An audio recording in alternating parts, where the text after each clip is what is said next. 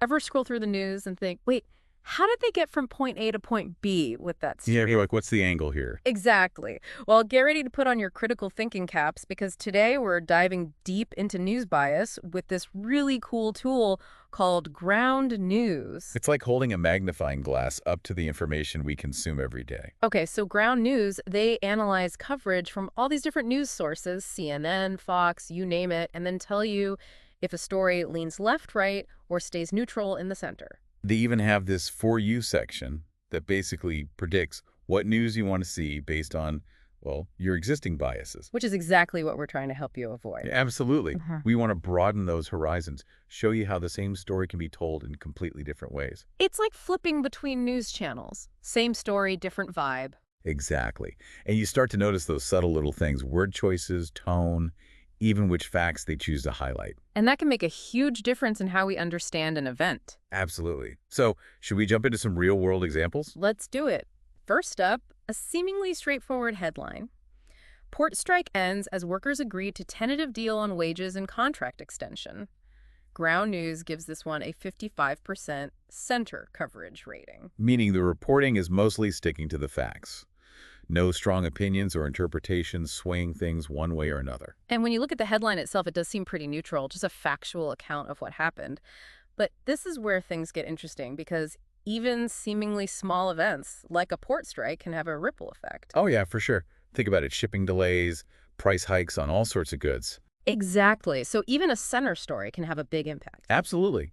It reminds us that these events have real-world consequences. All right, let's switch gears a bit. This next headline has 57% left coverage.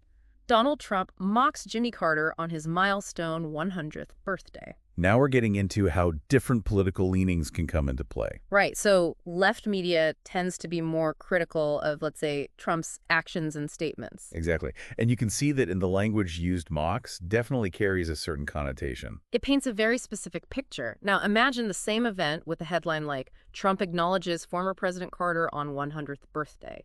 Same event, entirely different feeling. Exactly. That's the power of framing. It's subtle, but it makes a world of difference in how we perceive things.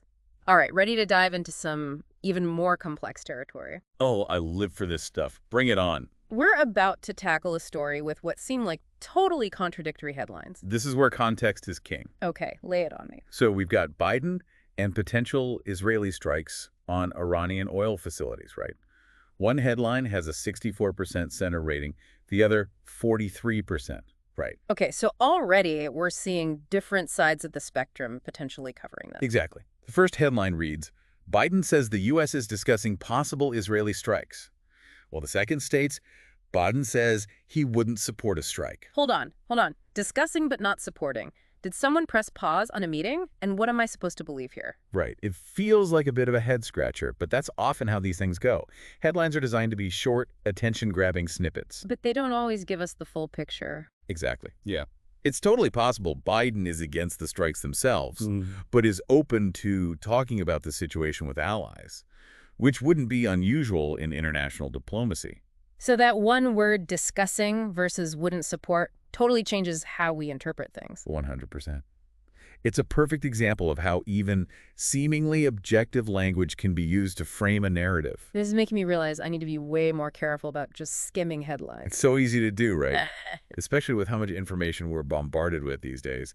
But being able to spot these subtle cues is crucial for navigating the media landscape. All right, I am officially questioning everything I thought I knew. Let's talk about those stories even the news can't seem to agree on. Ground News calls them blind spots. Ready to go down the rabbit hole? Oh, I've got my flashlight and my skeptical hat on. Lead the way. Blind spots are those stories that kind of get lost in the shuffle, depending on who you're listening to. Like they're in your blind spot, literally. Exactly. You might not even realize they're out there unless you're looking at the bigger picture. Okay, so first up, Sunny Hostin. Melania Trump hates her husband and wants to take him out. This one's interesting. 25% left coverage, 75% right fresh. That's a pretty stark difference. And the source itself is a big clue here. Sunny Hostin, she's a commentator known for her, well, let's say her views lean left. So this story might have been more appealing to news outlets that typically align with that perspective. It's definitely possible. And let's be honest, that's a pretty bold statement to put in a headline. Even if it's coming from an opinion piece, which this was. Exactly. Opinion pieces are tricky because they're inherently subjective. They're supposed to spark debate, get people talking. Which might explain why this particular headline resonated more with one side of the spectrum. Makes sense, right? Totally. Okay, moving on to a completely different blind spot. This one's titled, Kinzinger to Lead Republican Group Against Ted Cruz. This time it leans left at 67% coverage, with 33% in the center. And this is a great example of how political dynamics within a party can influence what gets covered. Kinzinger and Cruz, they're both Republicans, but they have very different views. So a story about this kind of clash, this internal disagreement, might be more interesting to outlets that lean left. It's definitely possible it feeds into existing narratives about division within the Republican Party, right? Right. So even if both sides of the aisle covered this story, the way they presented it could be completely different. 100%.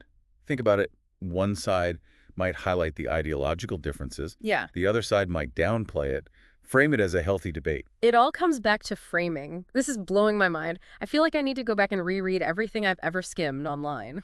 It's easy to get caught up in just absorbing headlines, especially these days. Totally. So much information coming at us all the time. But you're saying it's crucial to stop and really think critically about what we're reading. Absolutely. Question everything. Who's saying it? Why are they saying it? And what might be missing from the story. We've covered a lot of ground so far. We've talked about left, right, and center bias, explored those blind spots, and I'm starting to realize how important it is to be aware of our own biases when we approach the news. Couldn't agree more. We all have them, whether we realize it or not. So the question is, how do we make sure those biases aren't boxing us in, creating those echo chambers we've all heard about? That's the million-dollar question, right? And luckily, we've got a few more minutes to unpack it all after this quick bark. And we are back, diving right back into this whole world of news bias. You know, it's funny because we talk about it like it's something out there, you know? Something journalists and media outlets do. Right. But we all have our own biases. It's just human nature. 100%. We all see the world through our own unique lenses, our experiences, our values. They all color how we interpret information. So how do we make sure those lenses aren't blinding us to the bigger picture? Because no one wants to get stuck in an echo chamber. Definitely not. And that's where things get tricky, because it's easy to surround ourselves with voices that already agree with us. Especially online. Exactly. Yeah. But breaking out of that bubble, it takes effort. It means actively seeking out different perspectives, even those that might make us a little uncomfortable. So instead of just going to our usual sources, Yeah, the ones we know we tend to agree with. we need to mix it up a bit, challenge those assumptions. But let's be real. No one has time to read every news story from a million different sources. I hear you. It's about being strategic. Maybe pick a few news sources that you wouldn't normally read, and just once a week take 5 minutes to skim some headlines. Just to get a taste of what's being discussed, how it's being presented. Exactly.